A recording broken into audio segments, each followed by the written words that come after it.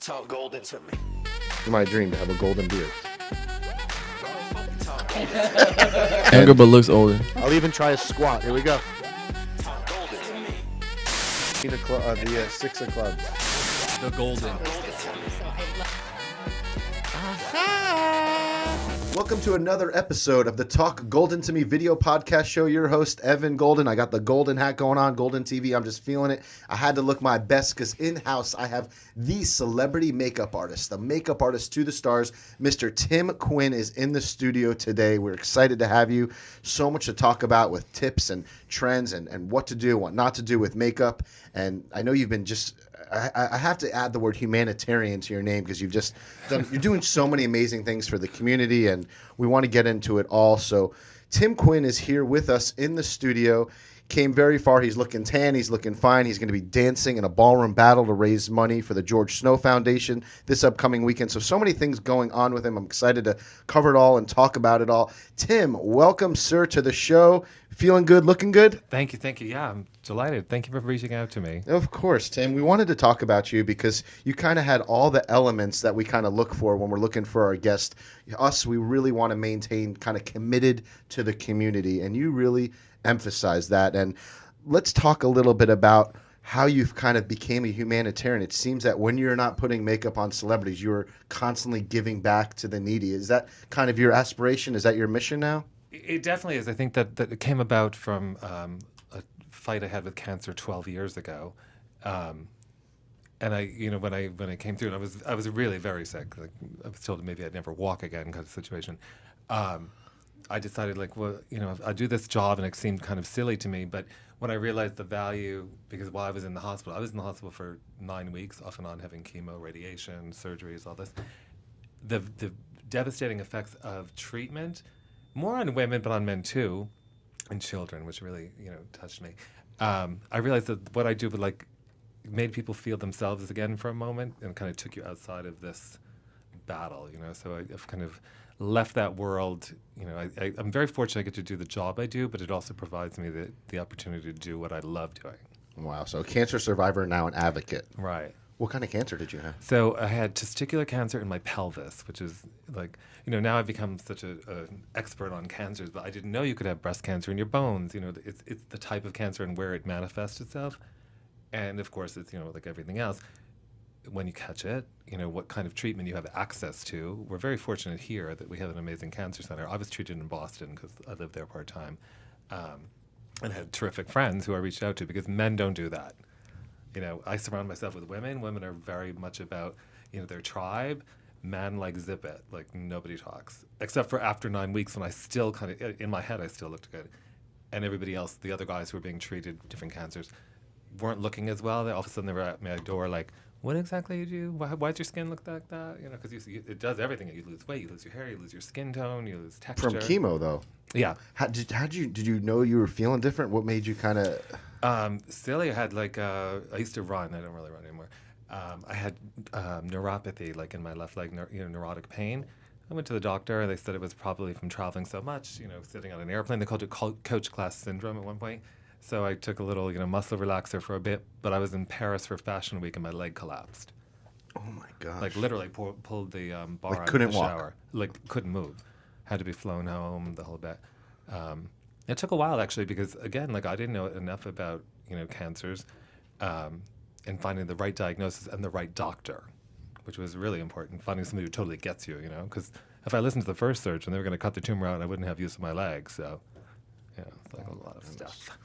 Well, we appreciate you being an advocate, and you're resilient, and you're a fighter, and now you have the gift of making people beautiful. Makeup artist. Is that a stressful job? What is it like? Farthest thing from stress. It is. It's such a fun job. Because my job is so, the scope is so wide. I could be working with a celebrity. I could be I'm the rep for the brand, so I do personal appearances all over. I was just at the film festival in Venice for 10 days. That was not so difficult. Sometimes it's like any job. There's always going to be that one person who's going to drive you crazy. But again, it's just makeup. It's kind of like building a sandcastle. It's beautiful for a minute, And of course, and beauty is a point of view. So I feel if someone comes to me and they have this look with that, crazy overdrawn lip and whatever, is trying to like guide them into something that's a better version of themselves, because sometimes we only see ourselves in one way, you know? So like it's a little bit of a psychiatrist. There's a lot going on It's there. rewarding though. I mean, you're making people feel good, look good. So 100%. It's super fun. And usually it's on, you know, like if it's with celebrities, it's, you know, on days that's like probably their very important day, the Oscars, the Emmys, whatever. If it's a bride, it's always on a day where somebody's having a moment. But then again, you know, with the other stuff I get to do, you know, with Look Good, Feel Better and things like this, you're dealing with women and men, not as much with men, who are feeling really defeated or have to go to work while dealing with these ravages of whatever it is. It could be something, it could be as simple as a divorce. I mean, over the years I've acquired, my friends always say I have like a collection of people across you know, the world, but there's that common bond, you know? Certainly. And obviously, like you're saying, usually it's kind of a big stressful day. Maybe it's a movie premiere, it is a wedding, or, you know, maybe it's a film shoot. So they already have that stress and they want to rely on you. Do a lot of them kind of, are they the ones that just say, hey, Tim Quinn, you're the expert, do your magic? Or they're like, listen, I want this, or is it kind of case-by-case client? There's a little of both. I kind of weed those clients out, because if you know what you want to do, then you're going to do it yourself better than me. And sometimes, and I have a couple of clients, very well-known clients, who I'll just sit back and watch them do their own makeup. They just want me there, like, I don't know, it's like a comfort thing, you know? Tell me about, listen, I see a lot of the women where they have full makeup on and you can literally see the line underneath their chin where the makeup stops and where it starts. I'm not a big fan of like a lot of makeup. To me, you know, the less is kind of more. Maybe you'll disagree with me on that, but people that are doing their own makeup, what type of tips, strategies, ideas, what can they do to just make sure that, you know, they're not having the line, or I mean, there's no reason for that anymore anyway, because the technology of foundations, if that's what you're going to use, it's changed so dramatically. There's a skin tone, you know, when I launched Armani 18 years ago, we had 12 shades. Now we have 40. So there's no reason that you couldn't have a complexion color that matches. Something for everybody, right? You know, and even if it's not, it could be L'Oreal. At every price point, there's something. It's also, you know, not looking at Instagram and thinking that's how your face should look, because, you know, there's filters. Like, you know, you have to think about real life. And I think that that's what sometimes get caught up in. You know, they see it on TV, or they see a celebrity and think that that's the look, but that's their look, you know. What's your opinion on filters? I mean, I enjoy them, believe me. If I didn't use them on some of my things, I just posted something having the spray tan and put a filter on it. But so long as you realize that, you know, that's not real life. Like, people actually are still seeing you right here in front of them. And that's where I think that you know, sometimes I don't have a great poker face. So sometimes when I do a personal appearance and I'll turn around, I'm like, oh, look at this. Take that off, you know. But, you know, my whole thing is like natural beauty. Complexion is very important. You know, I don't like to see makeup on someone. There's really no reason to. It's really just supposed to be there to enhance, not to mask everything. See, I think that's the key element. I think we might need to repeat that to the viewers and our listeners, is that you're not looking to mask. You're just looking to enhance. It's just, you know, and it's hard because I know that some people try to hide behind it. And then there's also the fantasy makeup and things like that's different, you know. But, you know, the core of what I like is like that beautiful, just all-American look, you know, beautiful skin. Nobody should be complimenting your eyeshadow. Tell me how you get started. I mean, I think that there's so many makeup artists that have that aspiration to be doing makeup on the level that you're doing it for the biggest stars in the world, the biggest events gigs. How did you parlay your talent into that market? You know, because I do a lot of mentoring. So I spoke in Miami recently to a group of young artists. Everybody has a different path. It's different than, say, like you want to go to be an attorney, like you have to go to law school, you have to do whatever. I have a degree in economics, like, and that had nothing to do with it. I just found something I happened to like, and I started doing it. And I always said yes when people asked me. This is part of my problem even still. If somebody said, oh, can you do this? The first movie I went to work on, I didn't know how to do movie makeup. I didn't know anything about it. And I said yes, I showed up. After a day, I was like, this is not for me.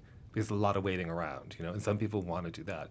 Ended up getting a little part in that movie and becoming a line producer. So it was like I learned something different. But I feel like there's always a path to something. And a lot of like young artists who work with me, like, you have to say yes and sometimes step out of your comfort zone. You're not going to be famous tomorrow. You know, it's like, and that was never my end goal anyway. I just do it because I like it. But I feel like there's this thing going on now where everybody just, you know, wants to be a reality star, wants to make it instantly. They forget to see the work that goes behind it, you know, and it's important. Got to pay those dues for sure. You got to pay those dues, and I think that a lot of people want to kind of jump right into that market, and you got to work your way up to get there. And you learn some. I mean, I'm learning all the time, and from everything I do. Now, even this whole experience with the dancing, like the makeup for ballroom is so not my thing. Like some of them were like, oh, but I understand it because you have to appreciate, seeing it from a stage or like you're working with a green screen. You learn something every day if you're open to it, Great attitude. I'm talking to Tim Quinn. This is the celebrity makeup artist. He's a cancer survivor. He's an advocate and now add humanitarian to his list of accomplishments and titles. Hopefully you'll take that with a lot of pride and joy because it's the truth. Yeah, no, I enjoy it. I mean, I'm very fortunate that I get to do, back when I was going through cancer treatment, you might know who she was. A lot of people don't know who Farrah Fawcett was, but Farrah was one of my good friends, and we were sick at the same time. So she left her estate to cancer research, so they just had the event. I had to miss it this year, but she's raised quite a lot of money for specifically anal cancer research, which nobody wants to talk about. And here you're arguably one of the most beautiful women of the 70s and 80s, and never lost her cool. There was an amazing documentary my friend Alana Stewart did. So I learned a lot through Farrah's grace of dealing with it. And now I go on, I work with other, I get asked to do so much, but my little brother was very involved in mentoring a young kid from Boca here who is autistic. And that's how my business partner and I got together, because he was really terrific in helping Jack, move past that. And the autism spectrum, it's such a wide spectrum. But Marla and Steve, her husband, we have this Peace, Love, Solve. Yeah, that's what I want to talk about. So Tim has created something called Peace, Love, Solve, and this is specifically raising awareness for autism, correct? Correct. And it's really just clothing for our cause. We don't make money on it. It's really just giving back. But over the years, and we've kind of branched out now because people would come to us. So we design T-shirts. We've done it for the Cancer Center. I'm very involved with the Mass General Cancer Center, with different organizations that come and say, oh, we want to. So we basically just make nothing on the shirt, but we do the design. Marlo will create it. We'll do these fun little shirts. I have a lot of fun with that, actually, because it gives people like an opportunity to have a dialogue about something that sometimes they don't want to talk about. Yeah. That's nice. Follow that on Instagram, viewers and listeners. That's Peace, Love, Solve, right on Instagram, raising awareness, inspiring acceptance, and made with a lot of love and heart. And their proceeds are going right to Autism Speak, specifically with children. So amazing cause. And I know that you also have a couple other initiatives as well. Tell me about the seashell project. It's almost like a tongue twister. I know, it's very difficult. That Marla and I she actually started it. They moved over to Highland Beach, and they were walking the beach, always collecting shells. And it was kind of just the idea of, painting them, like forced me to do it, but it's actually really fun. And then maybe put like a message on it and you kind of leave it behind somewhere. So we reached out. Actually, one of my friends, my college roommate, is a teacher in Connecticut, so we sent him all the supplies. And his kids did it up there and kind of like started a little viral thing. My dad is in assisted living here. He has MS, and he loves to paint. So, the same thing. It's like, it just gives somebody the feeling of like you're giving back a little, even if it doesn't cost money to give back, Hey, those little things go a long way. That someone that could read that and find that message could do wonders. I'm sure you've heard some amazing stories. It makes you smile. When you come across something that just likes to make you smile. Mm-hmm. Everybody has a seashell moment from their past. Tell me kind of the concept, the rules. So if I find a seashell, can I keep it? If I keep one, do I have to make one? What's kind of like the rules? No, there's really no rules. That's the whole thing about it. It's like, it's supposed to be like what inspires you. And so we've had people write in. I mean, they paint them with nail polish. Like you don't have to have oil paints. You could do it with, markers. There's no reason or rhyme. I mean, some people actually hoard them, but I think it's more fun to give things away. Certainly. So awesome causes. We have Peace, Love, Solve, which is awesome for autism. We have the Seashell Project, which is just so inspirational, so rewarding, and just kindness. Yeah, that's it. Listen, I always tell people it's cool to be kind, and I try to promote that as much as I can. Listen, the reason why I wear gold all the time, it's not just because my last name. I try to spread a certain type of golden energy, vibes, and positive energy, and that's kind of my whole mission. So I'm right there with you. So not only are you helping with autism and kindness, I want to talk about ballroom dancing. I heard that you are now getting out of the behind the scenes of makeup and now going to be the star of the show, right on the stage. You're going to be dancing for a cause. Tell me all about this ballroom battle. One of 8. There's 8 of us. So competing. 8 of you guys are competing. All local residents. And it's for the Georgetown Scholarship Fund specifically. I'm not sure how many years they've been doing this, but it's all local celebrities who dance and basically raise money for the foundation. So this year they gave out close to $1.4 million to local Palm Beach residents, kids in high school going to college in need. And they do that. And what I love about it, my dad is a teacher. So, the importance of education, I think, is not stressed enough. And, if you don't have access to really going forward with your life and people who inspire you, it's really amazing. So Tim Snow, who's the son of George, and Debbie, who helped run it, it's amazing what they do. They actually follow these kids through college. Like, if somebody's having a bad moment, they'll send them a care package. They'll reach out to the army of people here who donate. It's really pretty amazing. So the Ballroom Battle is their big fundraiser, and basically we've been learning one dance each all summer. It's kind of like Dancing with the Stars, although they have to use one a week. It makes you appreciate how hard that is on that show, right? It's so hard. Like, I've learned one routine all summer long, and I still don't really know it. We're going to make you show some moves on the show here. It's a lot, I'm telling you. What's the style? What are you doing? Tango? What are we doing? I'm Salsa? doing the tango. Wow. It's a spy theme this year, so there's a spy, moment to everything we do. And then so I've been away, so I come back after learning all summer long how to do this one dance to find out we have to do a group dance. So that's where I just came from now. So we're adding another one. It's like, and a group dance is different. When I dance, I don't wear my glasses because I'm a little ADD. So if I see somebody else doing something, it's like a bright, shiny thing over there. I'm like, oh, look at that.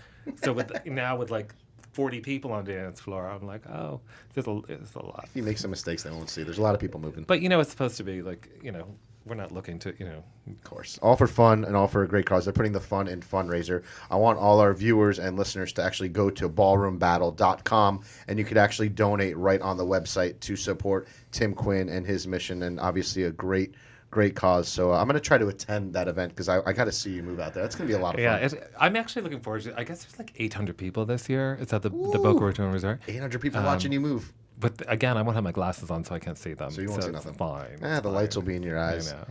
That is awesome. You really are a true humanitarian. You're an advocate. You were dealt an unfortunate health issue, and you survived. You overcame it, and now you're just continuously just kind of giving back, which is applaudable for you. But I think that's for anyone. Everybody's going through something. It's like, and I mentioned to you about my mom because of course I have to bring my mother into it. A few years ago, my little brother died of alcoholism, which is a terrible disease. I haven't actually done much with that yet. I'm going to have to focus on that. 39 years old, But my parents, took it very hard, obviously. My mom, we're not really 100% sure what's going on there, but I ended up moving her in with me, which I never thought I'd be that person. But she was really depressed, so I started doing her makeup, like, on camera, just for her, like, on FaceTime. But what I saw was that all of a sudden, this woman came back that I remember because she had been in assisted living for about a minute and a half. But when you have like psychological issues or something, they just medicate you, And we're not medicated people. So I would go in and see her. She's like lethargic, whatever. So I took her out, moved her home, started doing this, and like her life turned around. It was like crazy. She started having a following. ABC News picked up on this story. It went viral. Like it was. And so now when I take her out in town, she really thinks she's a celebrity. And I've kind of created a monster because when my sister comes down, obviously I do my mother's hair, makeup, glamour up the whole bit. My sister doesn't do any of that. So she, now I'm the favorite child. But it's important, I think, because that's nice. I spend so much time in Europe where we don't dismiss the elderly, and we're surrounded by elderly down here. And I think it's important, even when I go see my dad, the joy and the knowledge from the people who are locked up there, basically, only because their bodies aren't functioning. It's amazing because there's a lot that goes on here with the kids that go. You're visit right them, that they do get neglected a lot, though. It's not fun. It's not, I don't know. They just put them in a corner. And Europeans, like, we don't do that.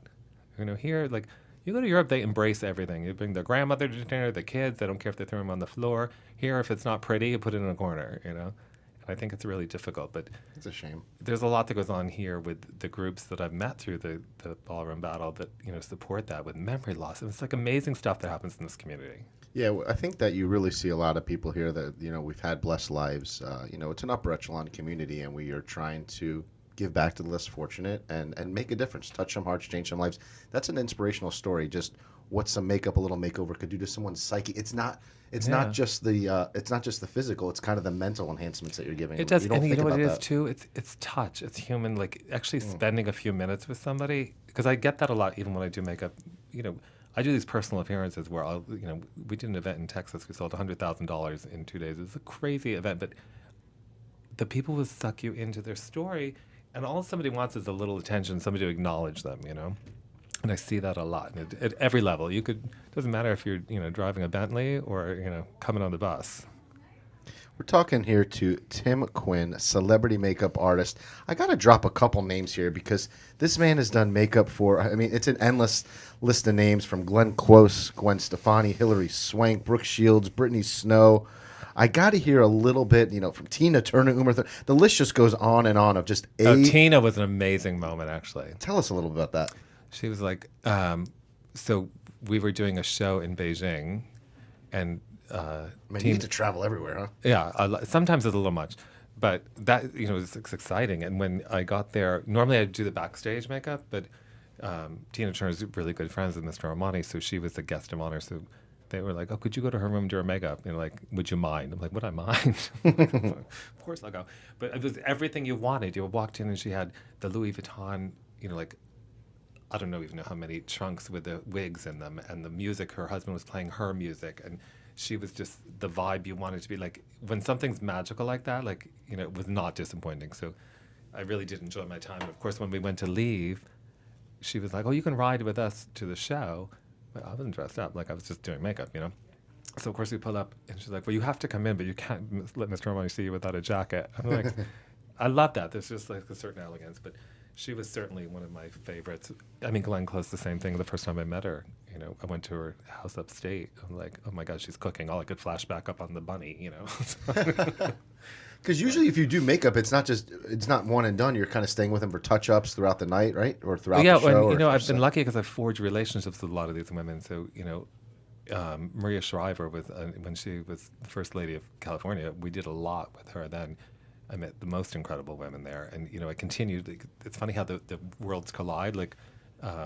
Rita, Tom Hanks' wife, was speaking here last year. So, of course, when she came into town, she called me, "Oh, please go."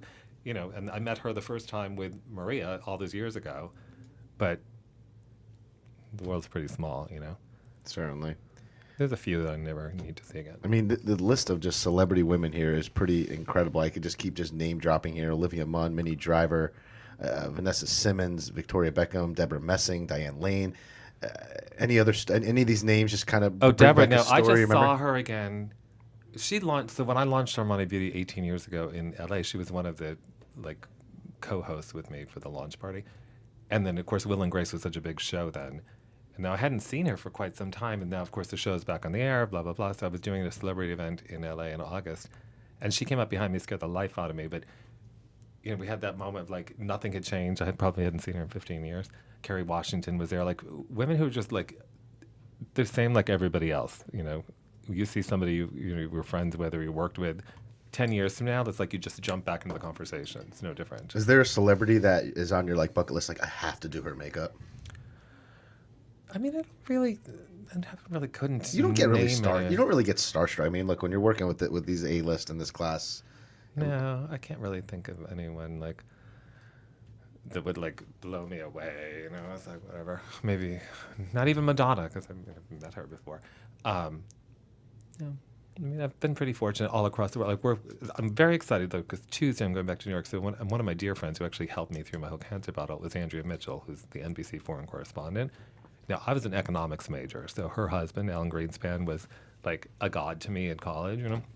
So when I met her all these years ago, we've just stayed friends. I mean, she was amazing when I got sick, but she's getting a daytime Emmy for news on Tuesday in the city. So she sent me a text, blah blah blah. We talk all the time. I was like, well, I'm going to be there for you. And she's like, oh, it's so not necessary. This isn't the red carpet moment, but it's very important in our business. I'm like, it's important to me. I'm going to be there. Those are the kind. And I get all my information from her because I can't pay attention to the news. It's down here, you watch the news, you find about a shark attack, whatever. It's what really happened? Pretty cool story from economics to celebrity makeup artist, though. Yeah. I mean, crazy. I mean, I was flying around in a hot air balloon for Jose Cuervo for a while. Then I did the movie thing. I owned an ice cream store down in Pompano for a year when I thought that was going to be fun. Ice cream? People don't eat that stuff anymore. This is a long time ago. I thought I could go play tennis all day and just it didn't work out.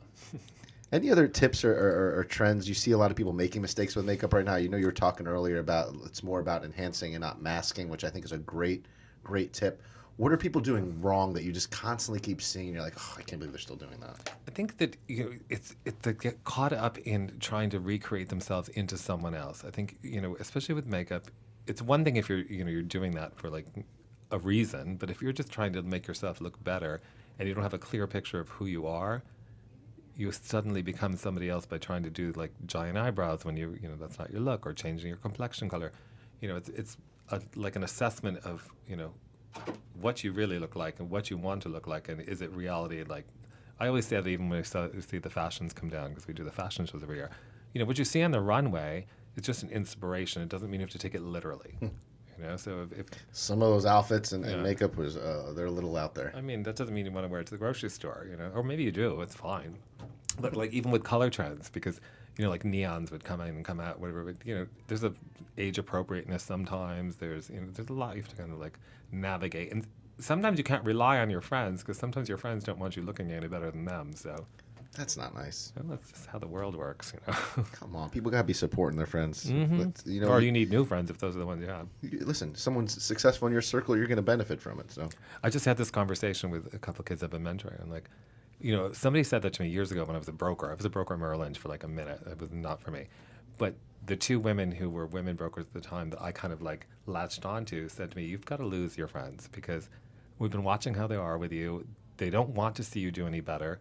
And every time you have something to champion, they don't celebrate with you. So why would you want to be around them? And it really stuck with me, you know. keep those. What do they say? Keep the enemies closer. What's that old analogy? Yeah. Keep your friends close, the enemies closer. Yeah. We were talking to celebrity makeup artist Tim Quinn. I want to just share just some of this man's accomplishments and what he's done in the makeup realm, because he's been recognized. You were featured as one of the 25 beauty stars in W Magazine, and you won a Genius Award in Elle Magazine. What did those two accomplishments mean to you? Well, the W Magazine happened at the beginning of launching Armani Beauty, so at a time when magazines really mattered, and unfortunately it's not as strong. I'm hoping it's going to loop around, but it validated something that I didn't necessarily need, but sometimes especially when you're launching a brand, it's different. We didn't have social media, so that mattered, right? The Elle, that was amazing, because the stories that I've always been very consistent in my approach to makeup, so it kind of just what they did, and then I have this other Hollywood icon award thing, which was actually interesting too, because I was sick when they wanted to give me the award. I was like, literally, in the hospital. So I, turned it down. But when I, wrote them back, and they're like, we want you to come next year. And you probably noticed, like, I walk with a limp because of the tumor damage. So I was going up to the stage, and they play the music, and it was, what was that? The American Boy was the song they were playing, but it was going on and on and on. So finally, like, somebody made some comment in the audience, and Jordana Brewster, who's a friend, was presenting it to me. And she's like, take your time, baby, take your time. I was like, you know what, that's my message. It's like, you don't have to rush to anything.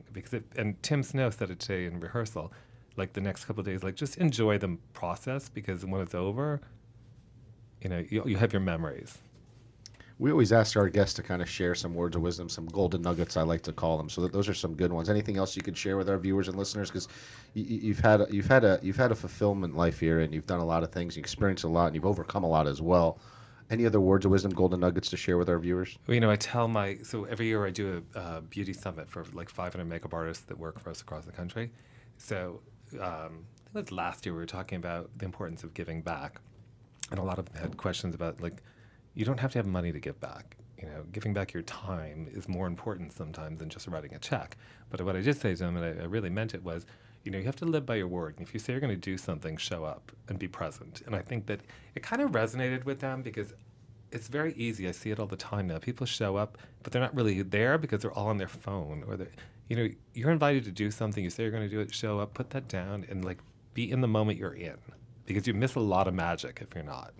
I think that's hard with today's day and age, but you hear that, and I think when you do that and you take it in, it's a lot more rewarding, it's a lot more memorable, and the experience is a lot more fulfilling for sure. Of course, because you miss so much, because you might be sitting across from the most amazing person, and because you're so caught up in, like, what the Kardashians are doing, you're not learning anything, you're missing that. What's your thought on the Kardashians? I mean, we've had so many guests come on here that just keep bashing them. They're like, they're talentless. I think they're very talented to do what they've done. They built some empire, right? Listen, and the whole family. I feel they keep making more of them. They just keep appearing, but it's pretty amazing, because, what is it, Kylie that's now the billionaire from? Mm-hmm. They know their market. They played it well. They had a mother who really pushed them, which I think is like the key to it all. Still got mine.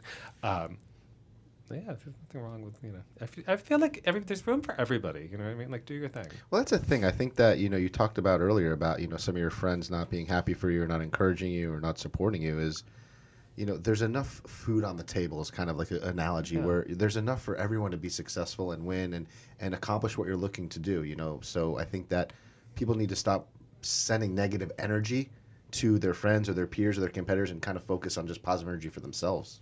100%. I don't think, we don't do that often enough. I think that, I've pretty much built my life on surrounding myself with people who lift me up, as much as I can do for them. And, listen, I miss, I worked with the Bidens for 8 years. I miss Jill because I would spend a lot of time with Dr. B.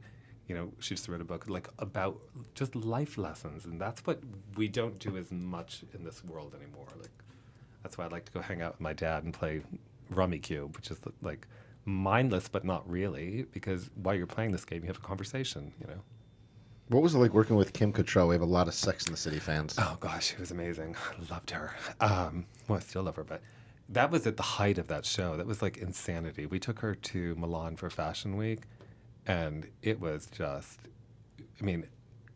so my PR person, I had the same person for 18 years, so she and I were like brother and sister, we knew everything. So I'm doing Kim's makeup. Now, this is the height of the show. And Kelly is like, are those real? As I'm doing her, she had a robe, I'm doing her makeup. And she just drops everything. She's like, yeah, you can touch them. I'm like, I'm going to kill her. Her lipstick, whatever. But that's how she is. She's very open and lovely and fun. And they were fabulous. Yeah. Yeah, of course. It was like the skin. And then they got into way too much conversation about how to keep everything supple. I was like, la da da. I got to go do makeup. No, you need these nuggets and these advice to share with your clients. And Kim was she's very open. She wrote books about it. It's pretty amazing. Especially at a time, and she was kind of doing that before. And now we're 10, 15 years later, everybody's trying to keep the fountain of youth going. But at that time, she was kind of and she was only probably 50. But you didn't see a lot of 50-year-olds on TV. Now we have Jane Fonda at 80. It's like a different level of aspiration. Now they're shooting Botox in every part of your body now, though, which is pretty crazy. Yeah, that's a lot. I'm shouldn't guilty people of it too. Shouldn't they just embrace aging, or you just want to anti-age? Any solutions? I feel like there's always been that. It used to be. I used to tape people's necks before, that were afraid to get surgery. Take surgical tape, put it here. If you have long hair, you'd never notice it, and it tightened everything up. Or we had the little things you put under the hair. They used to do it more with wigs. So people have been trying to look younger forever. It's now we just have all this new technology. I think you have to be careful of take a look at who they're doing. Or it's going to a hairstylist. You have to find the right one for you, the right fit. Is there a certain makeup line you'll only work with, or are you contracted with one? What kind of products are you using? Well, Armani, that's who I represent. Yeah, I like to mix it up. I learn from my clients too. I like to see what they're using, skincare, makeup, eyebrow pencil, the perfect. Everybody's always got something. Are you putting sunscreen on every day of your life, or no? Tell me about sunscreen down here in South Florida. So I do, even though I'm always tan. I use sunscreen every day because when I got sick, of course, immediately, because I've been tan my whole life, everybody thought I had skin cancer. I'm like, no. So I wasn't, even when I was sick, that's why I kept looking good, because I would put self-tanner on while going through chemo and radiation, so at least I felt like I looked like me, because you look at yourself with the way you've always been, all of a sudden you're not. I was the dream boy for American Cancer 5 years ago, whatever. I had to speak in front of 800 people in New York, all my peers. I didn't know behind me. My sister had given them photos of when I was sick. Pretty much nobody at the time really saw me with no hair. I always wore little caps from Mr. Armani. I didn't know behind me were these pictures. I was 40 pounds thinner. I looked really bad. And I was chatting away. All of a sudden I saw the screen. I'm going to kill her when I get out of here. But, things matter or not. But when you identify with what you look like, and then that's taken away, and that's with the beauty of makeup, I think. Tell me a little bit more about what's kind of next now. You continuously give back. You're a true humanitarian. You're an advocate. Do you have any other short-term goals, long-term goals for yourself on this planet Earth? What else do you want to accomplish or do? So just yesterday I went and toured the cancer center here, which is really remarkable, by the way. It's beautiful, first of all, and I feel it should be, because one thing when I was at Mass General, now it's changed. It's been 12 years. I never shared a bedroom with anybody but my brother in my life, and all of a sudden you're sick, really sick, and you're sharing a room with horrible pain. Like, it just made you feel awful. So I've got involved with that hospital, I still am, with like redoing the cancer center or whatever, and when I toured here, but they have a program here similar to Look Good, Feel Better, but it's all supported by the local money raised at the Think Pink luncheon, where... Oh, at the Boca Resort. Yeah. I go to that every year, but I didn't realize that the money they raise in this like live auction there, live bid thing they do, funds this program, which is volunteers, and they sit and they, people going through treatment, they can come in, they get a gift bag of, skincare and makeup. They teach them how to use it, how to draw your eyebrows back on. And they're developing it more for men because, like I said before, men are a little more reticent. They don't talk about it as much. But yet, I feel like that world's changed a little. Even with skincare, like men are a little more inquisitive. I wear those little eye patches sometimes before I go to dance. And a couple of the other guys... Was that for the bags under the eyes? Yeah, it helps with the, the fine lines. And, or the crow's, is that for crow's feet? Or it's for, well, there's different ones. The one I wear are more for the fine lines and for Gotcha. too much wine. But, all of a sudden that opened up a conversation like, can guys use this? I'm like, well, I'm wearing them, but yeah. But like, men are very interested, but they maybe don't know who to ask or something. So there's a lot. And then, of course, I want to get more involved with what my parents go through, with the elderly. I feel like we're in an aging population, and we're in a part of the world that tends to attract more and more, and we do very well at the level of like the people who can live in like a palace and have whatever, but it's that in between, if you like, you're not on Medicaid but you're not in a mansion, like it's the in between that falls through the cracks because it's very hard to navigate the healthcare system, and you have to have an advocate. Well, you gave some good advice earlier. It's not always about just financial contributions. It's just volunteering. It's kind gifts, and even just going to one of these old age homes, these nursing homes, and having a brief conversation, you could add years, months to someone's life by just giving them that type of It's remarkable. connection. I mean, my dad never painted, and last year he turned 79. They had an art class there. He's doing oil paintings, and I sold a bunch of them on Instagram to raise money for the scholarship fund, mainly because he wanted to feel like he was doing something. I had people from all over the world writing in. They were like, $50, $100, whatever. And of course, then I had to go mail all the damn things out. But it made him feel really great. And actually, the paintings are pretty damn good for like only doing it for a year. And here was a talent he didn't know he had. You're a great son. Well, I don't know if people tell you that enough. No, I know that, but I mean, I have great parents. Equals. I like that. Make sure you follow Tim Quinn Beauty on Instagram. That's Tim Quinn, QUINN Beauty. Tim Quinn Beauty on Instagram. Great follow. Like he said, he's always selling now oil paintings on there, provides great makeup tips, strategies, the greatest new product lines. He shares behind-the-scenes footage, working with these celebrities, just really cool. I think everybody, I guess in your opinion, why, I think maybe it's more in America, why are we so infatuated with celebrities? With what they're doing, what they're wearing, who they're dating? Why is that? It's just a culture that was generated. I mean, Hollywood made that happen all those years ago. It's like it never changed. I mean, we spend more time. I mean, I've always been fascinated by old Hollywood. Like, I met Zsa Zsa Gabor. I thought I died and went to heaven. I became friends with her daughter. I was like, oh, wow, because I would watch her videos. Like, that was a woman who I was fascinated by her makeup. Farrah, the same thing. It's just that, we've created these temples to people that aren't really valid. I mean, Farrah used to call my dad, which is like, it's okay if I call your daddy, will he know who I am? I'm like, are you kidding? He'll be talking about that, at club for the rest of his life. But, there were just people. But we've managed to somehow make this. We all put our pants on the same way, but we've certainly put them on a pedestal. Who's your man and woman crush? Who's the most beautiful woman and man right now in Hollywood? Well, for the women, honestly, and not because I work with her a lot and I adore her, is Diane Lane. I feel like I've worked with her for over a number of years. There's something about her that is just truly beautiful inside and out, and she has an appeal. She doesn't offend men. She doesn't offend women. Like, out of all the people I've worked with, there's like such an innate beauty of her that it's unbelievable. And the guys, I mean, I'm kind of old school. I still have a crush on, George Clooney.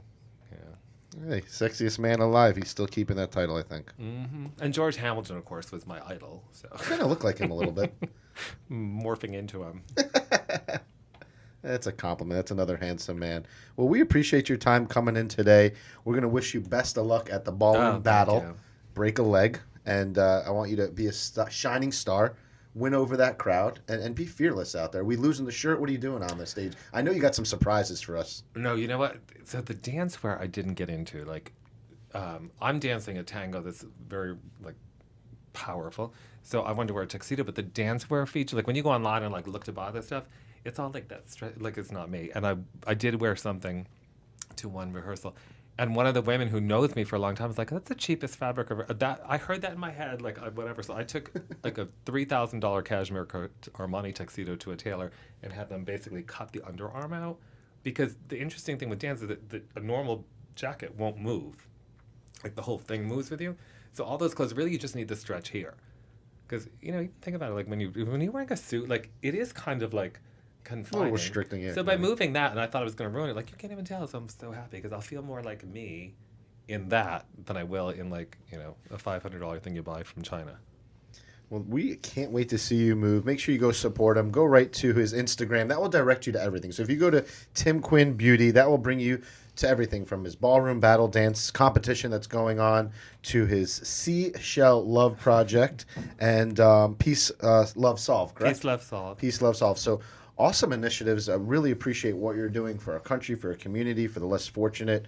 Like I said, you are a philanthropist, you are a humanitarian, and you're just overall a kind, good human being. We need more of you out there. Spread it. Thank you. Thank you. Take advantage. We appreciate your time today. Viewers, listeners, thank you for your time as well. Always like, share, subscribe, do all that great fun stuff. The producers appreciate it. Helps us bring on guests like Tim Quinn here onto the show. So thank you, everyone, for joining us on another episode of the Talk Golden to Me video podcast here at the Lofts of Berman & Berman. Always, we appreciate your time. We're out of here.